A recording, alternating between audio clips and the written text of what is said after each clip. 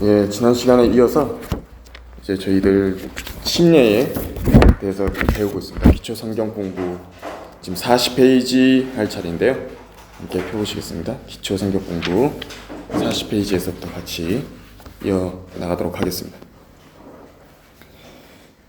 40페이지에 거기 이제 중간에 보시면 중간 조금 아래 보시면 3번을 이제 할 차례입니다. 3번 내용에서 누가 침례를 받는가? 누가 침례를 받나요? 라고 이렇게 써 있는데요. 그 뒤에 이어진 내용은 사실 지난주에 한번 다 다뤘던 내용이긴 합니다. 그래서 이제 한번 배웠던 내용들은 살짝 짚고 넘어가게 되겠습니다. 안 다룬 부분들을 좀 더 깊게 다루고 이제 다음 과로 넘기도록 하겠습니다. 3과 복습한다고 이번 시간 생각하시면 될 것 같습니다. 40페이지 A 내용을 보시면 구원받은 후에 침례에 순종한, 즉시 침례에 순종한 예를 지금 말씀을 하고 있는데, 에디오피아 내시를 지난주에 살펴봤었습니다. 그 A 내용을 한번 읽어보면, 성경에서 구원받은 이후 침례를 받는 가장 확실한 예는 사도행전 8장 26절에서 39절의 에디오피아 내시의 경우입니다. 그 사도행전 8장 다시 한번 함께 펴보시겠습니다. 사도행전 8장 지난번에 한번 살펴봤지만 오늘 이제 새로 참석하신 분들이 있으시기 때문에 방문하신 분들이 있기 때문에 함께 다시 보도록 하겠습니다.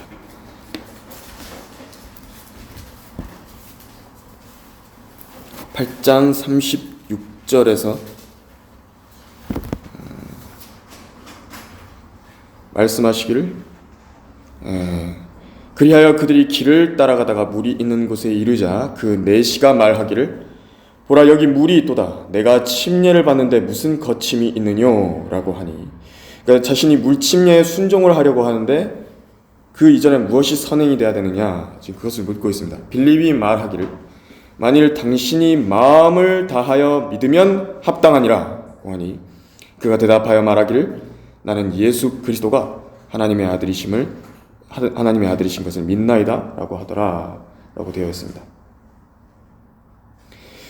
그래서 내시가 자신의 믿음으로 먼저 고백을 했습니다. 나는 예수 그리스도가 하나님의 아들이신 것을 믿나이다. 믿음의 고백이 침례를 받는 제약 조건이라는 것을 확인할 수 있는 그런 구절입니다. 그래서 이제 41페이지, 교재 41페이지 B번에서 침례를 받기 위해 갖추어야 할 유일한 조건은 로마서 10장 9에서 10절에 근거한 구원뿐입니다 라고 되어 있습니다. 네가 네 입으로 주 예수를 시인하고 또 하나님께서 그를 죽은 자들로부터 살리신 것을 네 마음에 믿으면 구원을 받으리라. 이는 사람이 마음으로 믿어 의에 이르고 입으로 고백하여 구원에 이르기 때문이라고 기록되어 있습니다.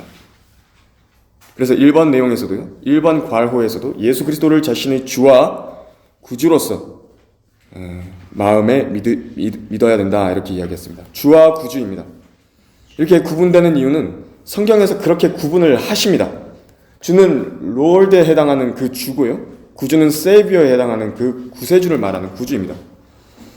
구주를 의미할 때는 이제 영원한 생명을 주신 것에 관한 내용을 주로 다룰 때, 영원한 멸망의 형벌, 또 지옥불의 영원한 저주로부터 구원해 주신 그 구속주에 대해서 표현할 때 주로 사용하는 표현이고요. 주라고 하시는 표현은 조금 더 이제 포괄하는 것입니다. 포괄하는 표현입니다. 모든 생명과 자신의 생활과 모든 소유에 있어서 내가 그분의 종이라고, 난 그분께 귀속되어 있다라는 것을 말할 때 주라는 표현을 사용하는 것입니다. 구주를 표현할 때도 때로 주라고 사용하기도 합니다. 참고로 알아두시면 되겠습니다. 그래서 교재 C 내용을 이어서 보시면 성경 어디에도 구원받지 않은 사람에게 침례를 준 예는 없습니다 라고 했습니다. 사실이 그렇습니다. 아버지와 아들과 성령의 이름으로 주님께서는 침례를 주라고 말씀을 하셨습니다. 그런데 변개된 성경 개역 개정판에는 에디오피아 내시의 믿음의 고백을 삭제를 시켰습니다. 사도행전 8장 37절이 아예 없습니다. 살펴보시면 아예 사도행전 8장 37절이 아예 안 나와 있습니다. 만일 당신이 마음을 다하여 믿으면 합당하니라. 나는 예수 그리스도가 하나님의 아들이신 것을 믿나이다. 이걸 빼고 마치 36절에서 그 내시가 보라 여기 물이 또다 내가 침례를 받는데 무슨 거침이 있느냐 라고 말하는 그것이 바로 이어져서 침례 받은 것으로 그렇게 인식하게끔 뺀 것입니다. 말씀을 삭제한 것입니다. 그러나 올바로 보존된 하나님의 말씀이라고 한다면요, 믿음의 확인, 그리스도를 시인함, 이것이 없이 침례를 받을 수는 없습니다. 그래서 교재 D를 계속 보겠습니다. 구원받은 이후에 즉시 침례받은 다른 예들은 다음과 같습니다. 저희가 지난주에도 한번 살펴봤지만 로마서 8장에 빌립이 에디오피아 내시에게 복음을 전해서 구원받았고 그 다음에 바로 침례에 순종을 했습니다. 그리고 9장에서도 사도 바울이 구원받은 후에 침례에 순종을 했고 그 이후에도 코넬료도 그렇게 했었죠. 여러 사람들을 살펴보았습니다. 예수 그리스도를 구주로 믿은 다음에 그 믿음의 시인을 성도들 앞에서 증거로 남길 때에 바로 그 침례로서 보여줬던 것입니다. 근데 사도행전 8장 12절은 저희가 안 찾아본 말씀입니다. 근데 거기서도 이제 빌립이 복음을 전한 예인데요. 이제 사마리아의 성읍에 내려가서 그들에게 예수 그리스도의 이름을 증거했습니다. 그래서 그때에 남녀 모두가 믿고서 침례를 받았다고 지금 기록되어 있습니다. 8장 12절에서 그렇게 말씀하셨습니다. 그리고 사도행전 18장 8절을 지금 교재 2번에서도 말씀하고 계시는데 이것은 이제 사도 바울이 고린도에서 전도 여행 중에 복음을 전하다가 일어났던 일입니다. 제가 한번 읽어드리면 그때 그 고린도에 있었던 일인데요. 회당장 크리스포가 온 집안과 더불어 주를 믿으니 많은 고린도 사람도 듣고 믿으며 또 침례를 받으니라고 했습니다. 듣고 믿으며 또 침례를 받았다라고 했습니다. 성경에서는 항상 이 부분이 강조됩니다. 들어야 됩니다. 하나님의 말씀을 들어야 그 들음으로 인해서 믿음이 형성되는 것입니다. 그리고 침례를 받았다 그렇게 말씀하시는 것입니다. 그래서 다음을 넘어가시면 이제 4번 교재 4번에 침례는 어떤 방법으로 받는가 라고 써 있습니다.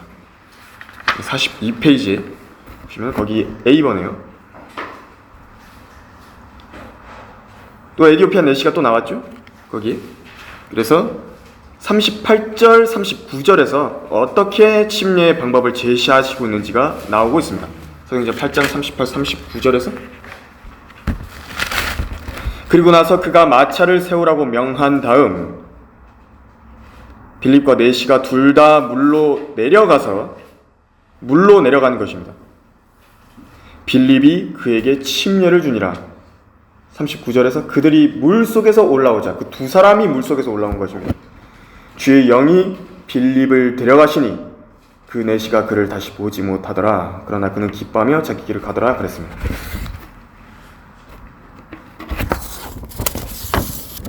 둘 다 물 안으로 들어갔다가 물 밖으로 나온 것입니다. 그러니까 침례받는 당사자가 물 뿌리는 것이 아니라 물로 들어갔다가 내려갔다가 올라오는 것, 그것이 맞는 침례의 방법이라는 것입니다. 그 B번 내용에서도 교재 B번 내용에서 이어지는 것이 마태복음 3장 16절인데요. 예수님께서 같은 방법으로 침례를 받으셨다라고 되어 있습니다. 이 구절도 함께 찾아보겠습니다. 마태복음 3장입니다. 마태복음 3장에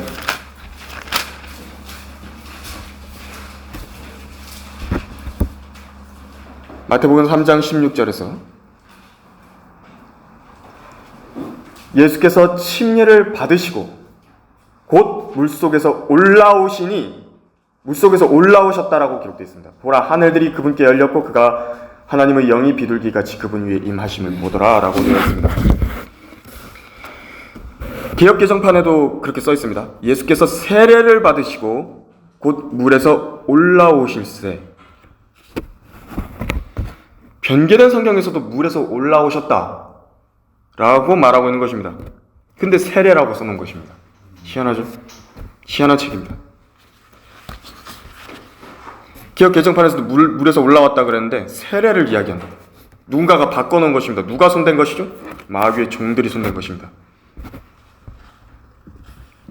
그래서 42페이지에 교재 42페이지의 10번을 보시면요, 앞서 본 것과 같이 침례는 죽음과 장사됨과 부활의 모형입니다 라고 되어 있습니다. 죽은 사람을 묻기 위한 방법은 땅속에 완전히 묻는 것입니다. 침례의 성경적인 방법은 물에 완전히 잠기는 것입니다.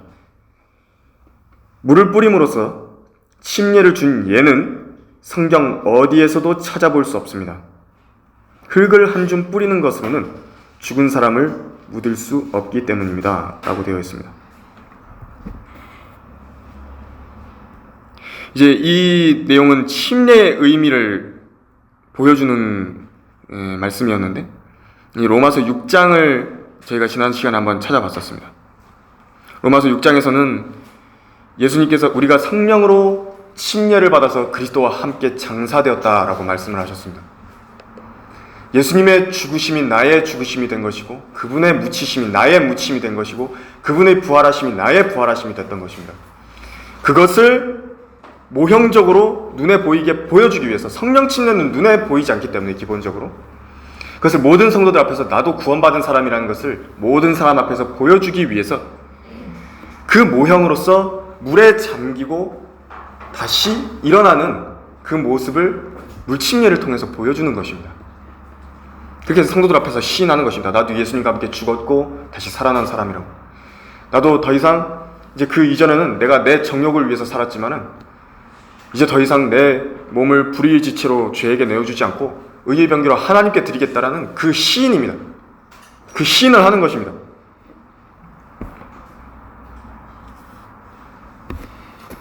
물을 뿌리는 것. 물을 뿌리는 것은 사실 구약의 정결 의식 중에 그런 것이 있긴 합니다. 그래서 로마 카톨릭이 이제 거기에서 차용했다고 하는데, 로마 카톨릭은 그것만 차용을 한 것이 아니라 다른 종교들이랑 짬뽕을 시키면서 이교도들도 지금 저기 그 러시아 어디 저기 지방에 추운 지방에 가면은 거기서 그 어떤 나뭇가지를 털어다가 이렇게 물을 뿌리는 의식이 있습니다. 그 사람들도 그게 아주 고대에서부터 흘러오던, 그 고대에서부터 하던 그런 어떤 정결 의식이 있습니다. 그 이름도 세례죠. 그런 것을 이제 물 뿌리면서 그 로마 카톨릭 콘스탄틴 황제 때 하나로 그 만들기 위해서 섞은 것입니다. 마치 기독교에서 받는 그 침례, 성경적인 침례가 마치 그 이전의 세례가, 그 이전의 구약 시대의 정결례가 이렇게 변화되어서 온 것인 것처럼 거짓말을 한 것입니다. 그러나 세례와 그 정결례는 전혀 다른 것입니다. 의미가 완전히 다릅니다. 성경에서 한 번도 그것이 그 예전에 있던 정결례가, 구약의 정결례가 침례로 온 것이라고 그렇게 말씀하신 적 없습니다. 그 정결례는 제사장들만 하는 것입니다. 레위인들만 할 수 있습니다. 12지파 중에서, 이스라엘 12지파 중에서 레위인들만 하는 것입니다. 그래서 교재 42페이지에 5번을 보시면 침례를 받는 것이 그렇게 중요한가요? 라고 묻고 있습니다. 중요합니다. 교재 A 내용에서 그 침례는 구원받기 위한 필수 요건은 아닙니다. 에베소서 2장 8, 9절. 그러니까 너희가 믿음으로 말미암아 은혜로 구원을 받았으니 이것은 너희에게서 난 것이 아니요 하나님의 선물이라. 행위에서 난 것이 아니니 아무도 자랑하지 못하게 하려 하심이라고 말씀하셨습니다. 근데 그 말씀은 침례를 포함해서요, 어떠한 행위도 없이 오직 믿음으로 말미암아 은혜로 구원받는다는 것을 명백하게 말씀하고 있는 것이 사실입니다. 그렇지만 이 B번 내용을 보면, 그러나 침례는 주님을 섬기는 일과 그리스도인의 영적 성장을 위해서 필수적이라고 써 있습니다. 지금 거기에 마태복음 28장 19, 20절이 인용이 되어 있는데, 그러므로 너희는 가서 모든 민족들을 가르치고 아버지와 아들과 성령의 이름으로 침례를 주며, 예수님께서 지시하셨죠. 내가 너희에게 명령한 모든 것을 가르쳐 지키게 하라. 보라, 내가 세상 끝까지 너희와 항상 함께 있으리라고 하시더라. 아멘. 말씀하셨습니다. 참 위로가 되는 말씀이죠. 복음을 전하러 거리 설교 현장에 나갈 때마다요, 이 성경 구절을 다시 마음 안에 되새겨보고 있노라 하면요, 힘과 용기가 나는 것입니다. 보라, 내가 세상 끝까지 너희와 항상 함께 있으리라. 항상 함께 있으리라. 뭘 해야 이렇게 해준다는 것입니까? 모든 민족들을 가르치고 설교를 이야기하는 것입니다. 가르치라고. 주의 이름으로 침례를 줄 때 항상 함께 하실 것이라고 말씀하셨습니다. 이제 여기서 잠깐 다룰 부분이 있는데요. 좀 중요한 부분이라서 좀 다루고 넘어가겠습니다. 모든 민족들을 가르치고에 관한 부분입니다. 우리는 십자가 사건의 그 중대한 분기점을 알고 있습니다.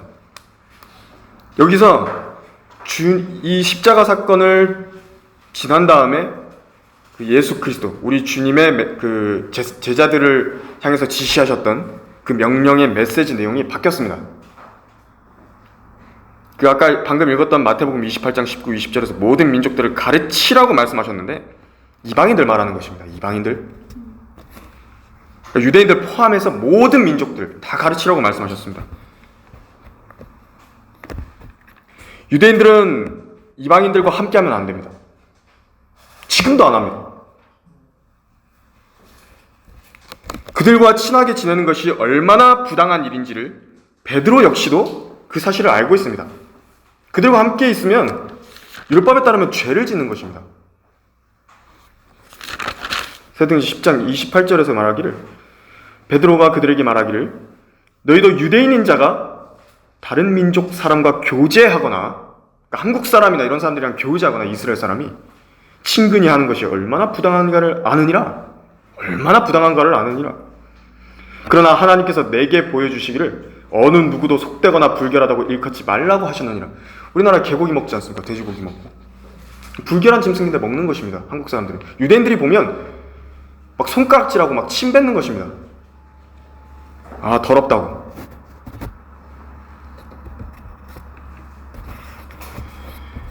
그런데 주님께서는 지금 그 마태복음 28장 19, 20절에서 뭐라고 말씀하셨는데 이방인들에게, 모든 민족에게 가라고 말씀하신 것입니다. 모든 민족에게 가라고. 함께 마태복음 10장으로 가보시겠습니다.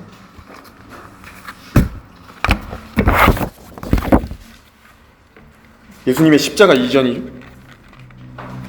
마태복음 10장 5절 7절을 함께 보시겠습니다. 지금 12 제자들을 선정을 하셨습니다.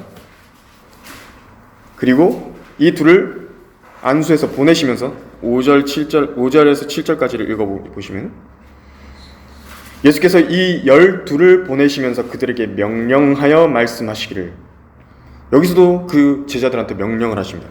이방인들의 길로도 가지 말고 또 사마리아인의 성읍에도 들어가지 말고 다만 이스라엘 집의 잃어버린 양에게로 가라. 가서 전할 때 천국이 가까이 왔다고 말하고 라고 되어 있습니다. 지금 보시면 아까 마태복음 28장 19, 20절과 완전히 다르죠? 대상이 다릅니다. 지금 보내시는 대상이 다르다고. 12를 보내셨는데 이방인들의 길로 가지 말랍니다. 처음에 그랬습니다. 예수님께서 오셨을 때, 초림하셨을 때 유대인들의 왕으로 오셨기 때문에 첫 번째로 또 이스라엘을 구속할 메시아로서, 구세주로서 오셨기 때문에요. 지금 6절에서 다만 이스라엘 집의 잃어버린 양에게 가라 라고 말씀하셨던 것입니다. 그분이 그리스도시고 또 하나님의 아들이시라는 사실을 전파하고 또 유대인의 왕이 이제 오셨으니까, 성경의 예언대로 오셨으니까 이제 그분이 이 땅 위에 바로 너희가 고대하고 구약에서 원했던 그 왕국을 세우실 것이라고 이제 이스라엘 민족한테 전하라고 이야기를 하는 것입니다. 그래서 지금 이 메시아가 오셨다라는 표적이 이루어지게 하실 목적으로 막 병든 자들이 막 이제 치유를 받기 시작하는 것입니다. 소경들이 눈을 뜨게 됩니다. 그 8절에서부터 이어지는 말씀이 그것입니다. 문둥병자들 깨끗해지고 죽은 자들이 일으켜지고 마귀들을 내어쫓고 사람들이 막 치유를 받는 것입니다. 이스라엘 사람들이. 아, 천국이 가까이 왔구나. 메시아가 오셨구나. 그것을 지금 기다리고 있었던 것입니다. 그래서 7절에서 천국이 가까이 왔다. 천국이라고 말씀하셨죠.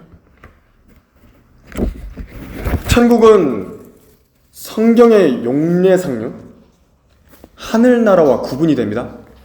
여러분들은 오늘 이 말씀을 드리려고 지금 이걸 좀 준비를 했습니다. 물론 그렇게 반문하실 수도 있습니다. 한자어로 보면 같은 말 아니냐고 이렇게 반문하실 수도 있습니다. 그런데요, 성령 하나님께서 일부러 다르게 쓰신 것입니다. 그 단어를 일부러 선정해서 다르게 쓰신 것입니다. 표현 자체를 다르게 하신 이유가 있습니다. 성경을 공부해보면 이거 안다고. 왜냐니까 이게 기본적으로 일단은 말뜻 자체가 좀 다릅니다. 영어와 원어 자체의 표현이 다른데요. 헬라어죠? 영어와 헬라어 표현 차이가 있습니다. 일단은 천국이라고 하면은 The Kingdom of Heaven을 말하는 것이고요. 헬라어로는 바실레이아 톤 우라논을 이야기합니다. 근데 하늘나라는 어떠냐니까 Heavenly Kingdom이라고 기록되어 있습니다. 성경에 한 번 나옵니다. 디모데 후서에 한 번 나옵니다. 여기서 Heavenly라고 표현했을 때 헬라어로는 에피라니온이라고 하는 헬라어를 갖다 씁니다. 같은 말 같지만요, 성경은 두 가지를 분리하는 것입니다. 어떻게 하는 것인가? 실제 천국이 쓰인, 성령 하나님께서 천국이라고 단어를 쓰신 용례는요, 마태복음에서만 나옵니다. 마태복음만 나옵니다. 그리고 정의를 내리시는 것이 무엇이냐니까 아버지의 왕국이 임하시오며 이것이 천국입니다. 그러니까 저 물리적인 셋째 하늘에 넘어가지고 아버지 하나님께서 보좌에 앉아 계신 그 하늘나라가 있습니다. 그 왕국입니다. 거기도 왕국입니다. 하나님께서 다스리시는 왕국이라고. 그 하나님의 뜻이 이 땅에서 그대로 이루어지는 것이 바로 그 땅의 왕국의 이름이 천국입니다. 그래서 천국입니다. 이름이. 하늘에서와 같이 땅에서도 하나님 아버지의 뜻이 이루어지기 때문에 이 땅 위에 세워지는 왕국이지만 그 이름이 천국인 것입니다. 어떻게 하나님 아버지의 뜻이 이 땅에서 똑같이 이루어질 수 있는 것인가? 지금 죄인들이 이렇게 만연해 있는데 바로 아들 하나님이 통치하시면 그것이 가능한 것입니다. 이것은 그 차이는요, 신학적으로도 엄청난 차이입니다. 천국과 하늘나라의 차이점은 성령 하나님께서 괜히 단어를 구분해서 천국과 하나님의 나라, 하늘나라 구분하신 것이 아닙니다. 또 하나님의 나라도 있죠. 따로 있죠. 천국, 하늘나라, 하나님의 나라 다 다르죠? 하나님의 나라는 영적인 나라입니다. 이거 누가 주관하시는 것입니까? 성령 하나님께서 주관하시는 것입니다. 로마서 14장 17절에서.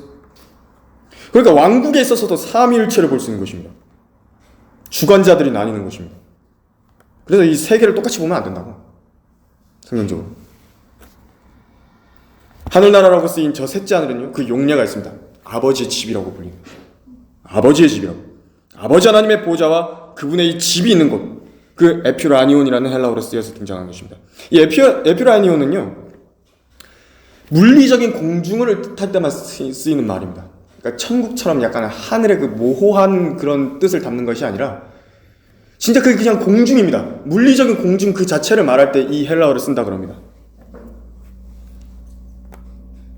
그 셋째 하늘이라고도 불립니다. 셋째 하늘이라고 불리는 곳이라고. 하늘나라라고 하는 것은. 그러니까 단어 구분 아주 중요한 것입니다. 성경에서 일부러 성령 하나님께서 구분해서 써놓으신 것입니다.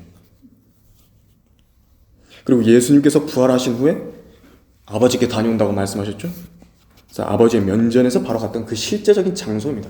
지금 그곳에 실제 장소가 있는 것입니다. 하늘나라라고 하는. 천국이라고 할 때는요, 그래서 이 땅 위에서 아들 하나님이신 예수 그리스도께서 메시아께서 실현시키려고 하셨던 보이는 유대 국가 정부를 말하는 것입니다. 그것이 왜 그러냐면 마태복음 11장 한번 펴보시겠습니까? 천국이 이야기될 때마다 보이는 것은 이 땅에 관한 이야기를, 문맥을 읽어볼 수 있는 것입니다. 마태복음 11장 12절을 보시면 침례인 요한의 때로부터 지금까지 천국은 폭력을 겪고 폭력을 쓰는 자들이 힘으로 그것을 차지하느니라.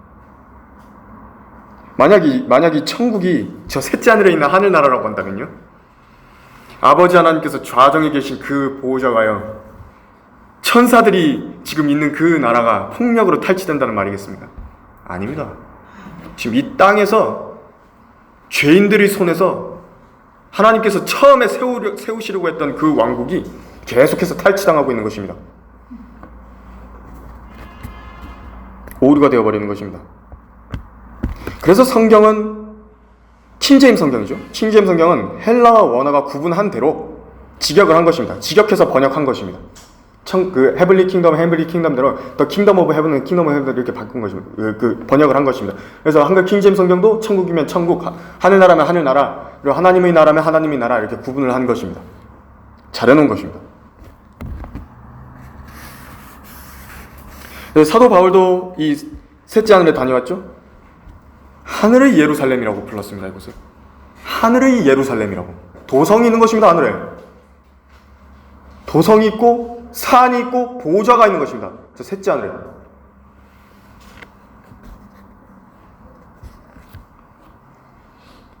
그리고 사도 요한은 이것을 뭐라고 불렀냐니까 새 예루살렘이다 라고 불렀습니다. 이 땅에도 예루살렘이 있죠. 하늘에도 있는 것입니다. 땅에도 있고.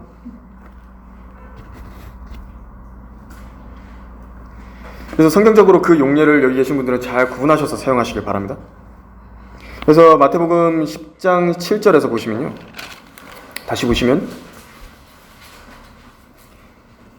가서 전할 때 지금 메시지를 위임을 하셔가지고 보내시는데 뭘 전하라고 말씀을 하시는데 천국이 가까이 왔다 라는 메시지를 전하셨습니다.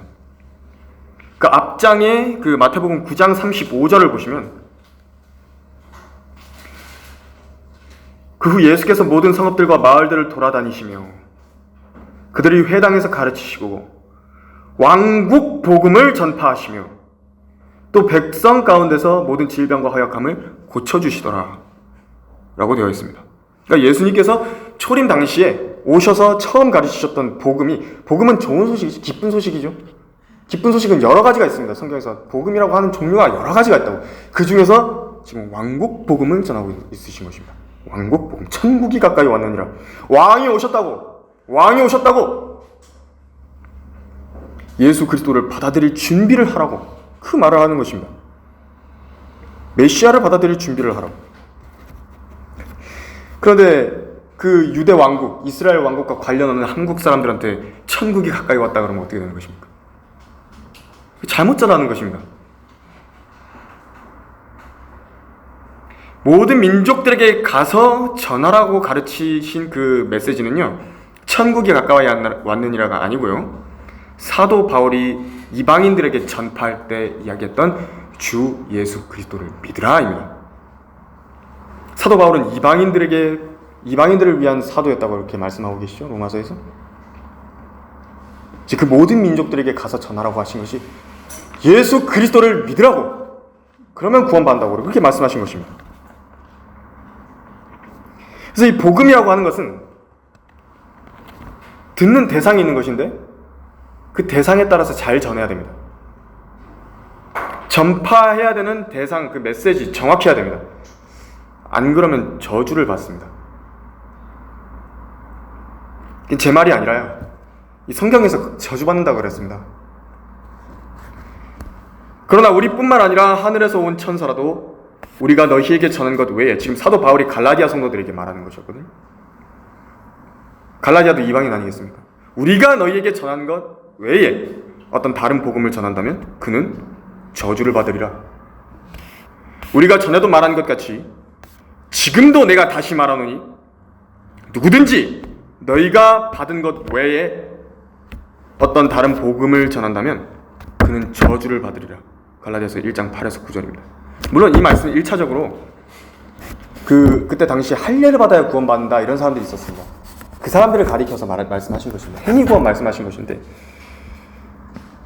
그래도 왕국 복음을 우리 한국 사람들한테 전하고 다니면 안 됩니다. 이 서울역이나 광화문 가보면요, 그 이상한 사람들 많이 있습니다. 저도 거기서 거리 설교를 오래 했었는데 다 하는 얘기가 그겁니다. 회개하라, 천국이 가까이 왔느니라. 스피커 틀어놓고 그것만 틀어놓고 다닙니다. 회개하라, 천국이 가까이 왔느니라. 회개하라, 천국. 이런 사람들이 성경적인 교리와의 지식을 혼란시켜놓고요, 스스로 복음 전파자가 되어서 하나님께서 보내신 적이 없는데 그 잘못 믿으면 어떻게 되는 것입니까? 사람들을 지옥에 보내는 것입니다. 오늘날에 천국이 가까이 왔느니라. 천국이 가까이 왔다고, 나도 끝까지 견뎌야 된다고, 이거 붙들고 있다고 생각해 보십시오. 그 사람 지옥에 가는 것입니다. 우리가 전해야 되는 복음은 이것이 아니라요, 이 메시지가 아니라 하나님의 은혜의 복음이고 예수 그리스도의 구원의 복음이다. 십자가 이후에 예수님께서 모든 민족들에게 가라고 하셨던 그것을 전하라고 하신 것, 그걸 해야 되는 것입니다. 당신이 죄인이라고. 그런데 예수님께서 십자가에서 죽으시고 부활하셨는데 바로 그분을 자신의 개인의 구주로 받아들이면 지옥에 가지 않는다고. 이 메시지를 전해야지 제대로 된 복음을 제대로 된 대상에게 우리는 전하는 것입니다. 그래서 이방인들의 길로도 가지 말고, 거기 마태복음 10장에서 말씀하신 10장 5절에서 말씀하신 거기에서 이방인들의 길로도 가지 말고, 또 사마리아인의 성읍에도 들어가지 말고 다만 이스라엘 집의 어린 양에게로 가라 라고 말씀하신 것입니다. 다시 교재로 돌아오셔서 43페이지 C 내용을 한번 읽어보시면요, 그리스도인은 예수 그리스도를 따르는 삶을 배우는 것에 앞서서요, 첫 번째로 요구되는 순종에 반드시 순종해야 합니다. 주님께서 우리에게 원하시는 것은 언제나 순종입니다. 주님이 첫 번째 명령에 순종하지 않는 사람은 그 다음 명령에도 순종하지 않을 것입니다 라고 써 있습니다. 그러니까 예수님을 따르는 삶이라고 말을 한다면 제자도라고 말씀하시는 것이죠. 자기를 부인하고 자기 십자가를 지고 나를 따르라 하셨던 바로 그 제자도를 말하는 것입니다. 제자됨. 그렇게 따라가기 전에요, 바로 예수님께서 말씀하신 명령, 침례에 순종함으로써 이제 내가 그 그리스도인으로서의 생애를 살겠다라고, 제자 되겠다고 이렇게 말씀하시는 것입니다. 말씀드리는 것입니다, 자신이. 그래서 아래 내용 보시면은 그 교재 6번에요, 43페이지 6번 기본 질문이 나옵니다. 거기 A번 보시면은 침례는 어디서 받아야 하나요? 라고 되어 있습니다. 침례는 예수 그리스도에 대한 믿음의 공개적인 고백이기에 교회 건물 안에 마련된 침례탕에서 공개적으로 행해진다 라고 되어 있습니다. 깨끗한 시냇가나 강에서도 침례받는 경우가 많이 있습니다. 그러나 어떤 장소에서 침례받는지는 사실상 중요하지 않습니다. 중요한 것은 침례가 주 예수 그리스도와 당신이 하나 되었다는 사실의 공개적인 고백의 행위라는 점입니다 라고 되어 있습니다. 그래서 저희가 이제 새로 이동하는 장소에서요, 이게 그 지금 침례탕 자체를 만들지는 못했는데, 이 여름에나 이렇게 따뜻할 때라는 날 따뜻할 때는 좀 받으실 수 있도록 옥상에서라도 좀 이렇게 할 수 있도록 좀 캐노피를 한번 좀 알아봐야 될 것 같습니다. 그래서 그런 어떤 이런 천막 같은 걸 좀 해놓고, 거기 안에 탈의실도 좀 해놓고, 그리고 어떤 튜브나 이런 거 좀 마련해가지고, 여기 배수구가 있더라고요. 그래서 거기에다가 이제 그 물을 이렇게 흘려 보내면 되니까요. 그래서 혹시 침례받기 원하시는 분들을 위해서는 그 캐노피 펴가지고 이렇게 할 수 있게끔, 네, 그렇게 할 수 있게끔, 뭐 좀 급하게 받아야 되겠다 하신다면은 이제 나중에 저희 그 성경 핵심 강연에 있죠. 6월에 있고, 그리고 그 저기도 있으니까, 그 수련회 때도 있으니까 더 능력이 많으신 분들께 이렇게 받으셨어요. 거기 박승영 목사님이라든지 그 한 형제가 그랬다고 하더라고요. 그 이성 목사님 살아계실 때 그 부산에 있는 그 한 형제인데 자기 이성 목사님께 받고 싶다고 그렇게 얘기했다라고. 예, 그래서 더 능력이 많으신 분께 뭐 받으면 좋지만 이렇게 말씀하셨으니까 그렇게 하셔도 됩니다. 그래서 그렇습니다. 그래서 이제 한 가지 더 좀 그 침례 마지막으로 좀 다뤄볼 부분은 47페이지 한번 가보시겠습니까? 이제 문제 안에서 나오는 부분인데, 거기 복습 문제는 한번 개인적으로 나중에 풀어보시고요. 47페이지에 그 주의할 점 이렇게 나옵니다. 많은 기독교 단체에서 침례에 관해 거짓교를 가르치고 있다라고 이야기하면서 몇 가지를 이제 이야기를 했습니다. 구원받기 위해 침례를 받아야 된다든지, 뭐 세례가 침례와 다를 바가 없다라든지, 뭐 이런 식으로 이야기를 하는데, 이건 완전히 잘못됐죠. 그 아도니람 저드슨이라고 하는 미국의 첫 번째 해외 선교사가 있습니다. 그 사람이 이제 미얀마어로 성경을 번역한 사람인데, 제가 한번 설교를 했었습니다. 그 수요기도 모임에서. 근데 그 사람도, 그 선교사도 천지였습니다.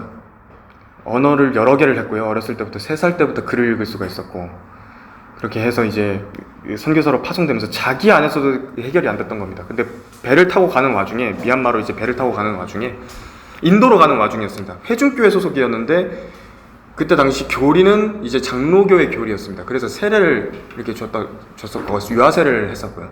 근데 이제 가다가 보니까 이제 성경을 여러 가지를 자기가 묵상을 하다 보니까 배 안에서 자기 아내한테 그런 이야기를 한 것입니다. 성경을 아무리 뒤져봐도 이 세례의 유래를 찾아볼 수가 없더라.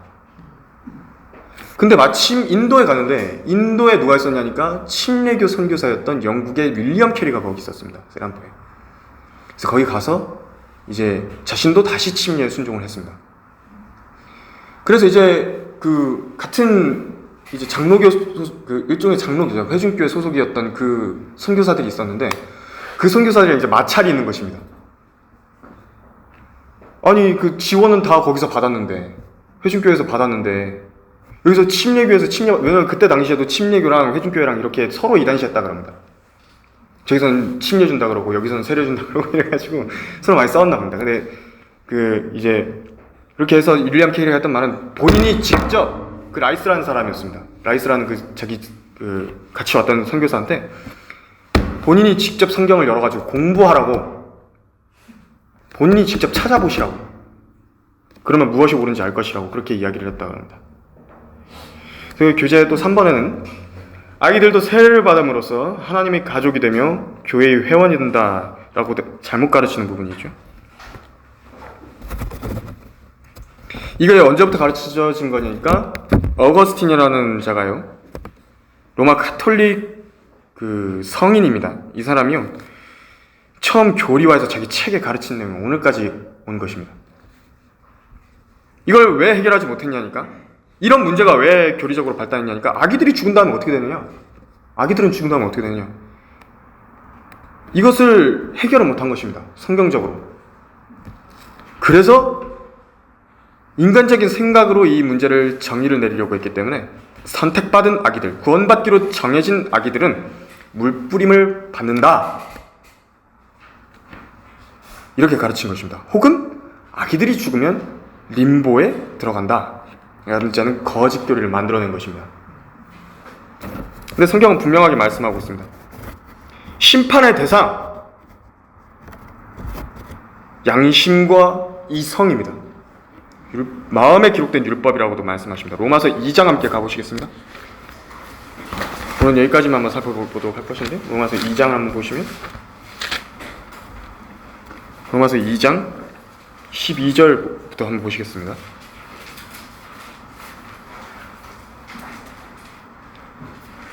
율법 없이, 거기 2장 12절에서 율법 없이 죄를 지은 사람들은 모두 율법 없이 멸망할 것이요, 율법 안에서 죄를 지은 사람들은 모두 율법에 의하여 심판받게 되리니 하나님 앞에서 율법을 듣는 자들이 의인이 아니요 율법을 행하는 자들만이 의롭게 될 것임이라. 율법이 없는 이방인들이 본성으로 율법에 있는 일들을 행할 때에는 율법이 없어도 이것들이 스스로에게 율법이 되나니, 그 이것들이라고 하는 것이 나옵니다. 그들이 양심도 증거하고 그들의 이성이 송사하거나 서로 변명하여 그들의 마음에 기록된 율법의 행위를 보여주느니라. 마음에 기록이 되어 있다고, 율법의 행위가. 이런 일은 하나님께서 나의 복음대로 예수 그리스도를 통해 사람들의 은밀한 것들을 심판하실 그날에 있으리라 고 말씀하셨습니다. 즉 하나님의 법이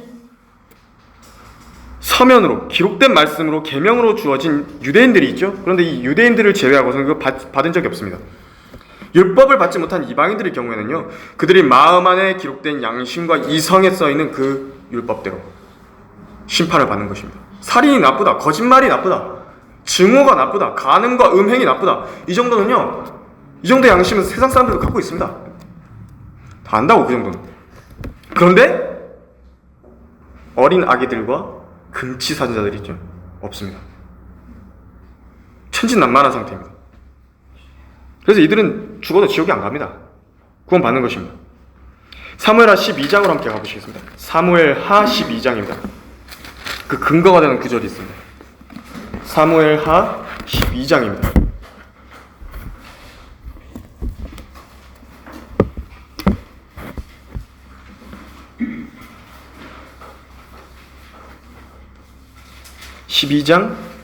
사무엘 12장 23절에서 말씀하시기를, 사무엘하 12장 23절에서 그러나 이제 그 아이가 죽었는데 어찌하여 내가 금식하겠느냐? 내가 그를 다시 데려올 수 있겠느냐? 그를 다시 데려올 수 있느냐? 내가 그에게로 갈 수는 있어도 그는 내게로 돌아오지 못하리라 하더라. 다윗은 하나님의 확실한 자비를 받은 사람이죠. 그런데 지금 밧세바와 간음을 해서 태어난 아기가 있습니다. 하나님께서 아기를 치셨습니다. 그래서 아기가 죽은 것입니다. 알타가 죽었습니다. 분명 다윗은 그 하나님의 확실한 자비를 받았기 때문에 죽은 후에 지옥에 가지 않았습니다. 가지 않습니다. 그 사람은. 그래서 그런데 내가 그에게로 갈 수 있다라고 말한 걸로 봐서는요, 그는 분명히 지하에 있는 어떤 한 장소가 있습니다. 누가복음 16장에서 말씀하셨는데 그 장소의 이름을 뭐라 하시냐니까 아브라함의 품이라고 말씀을 하십니다. 지하에 있는 낙원입니다. 그곳으로 가는 것입니다. 다윗은.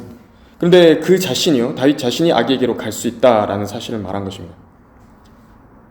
이 죄에 대한 인식이 생기기 전까지 아기들에 대해서 하나님께 죄를 묻지 않으십니다. 모르는데 어떻게 합니까? 하나님께서 불의한 분 아니십니다. 이 죄에 대한 인식은 굉장히 중요합니다.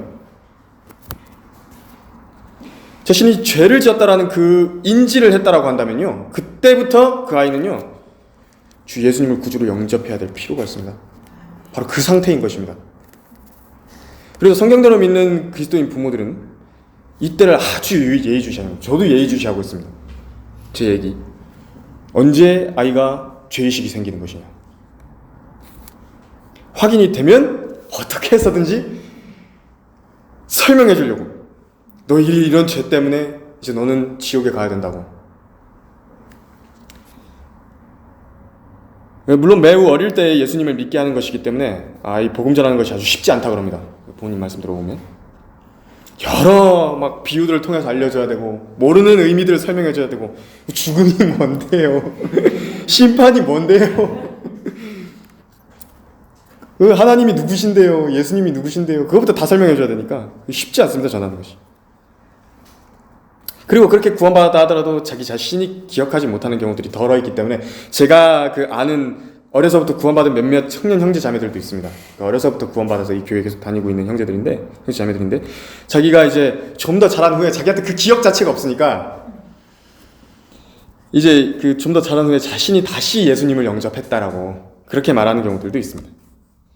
여튼 영아들의 경우 그런 구원의 문제는요, 성경에서 조명하시는 바에 따르면 그 죄에 대한 의식이 없는 아기는 구원을 받는다, 이렇게 결론 지을 수 있습니다. 지난번에 영상을 하나 봤는데 러시아 정교입니다. 헝가리의 러시아 정교도 카톨릭이랑 비슷한데, 거기는 대신에 물 뿌리는 세례 말고 이상한 침례를 줍니다. 담그는 건데, 근데 이제 아주 희한합니다. 유아 세례를 주는데 어떻게 하냐니까 아기를 이렇게 딱 붙들어가지고요, 물에 담그는데 물이 이렇게 있으면은 거기다가 머리를 담그는 다리를 넣습니다. 이렇게 해가지고 이렇게 애를 이게 3번 합니다. 얘가요, 얼이 빠져가지고 표정이 얼어붙어가지고 공포와 겁에 질려가지고 그런 의식을 애들이 뭘 한다고요? 그게 치르고 나면 이제 국가교회에다가 자동적으로 회원으로 등록되는 희한한 교리시랑, 예수님을 언제 믿었습니까, 그 아이가? 어린아이의 구원에 관한 교리를 하나 잘못 해석을 했더니 어거스틴 때부터 지금까지 수많은 교회들에서 이렇게 잘못 가르치고 있는 것입니다. 오늘 여기까지 하고요, 다음 시간에 제 사과 성령으로 들어가도록 하겠습니다.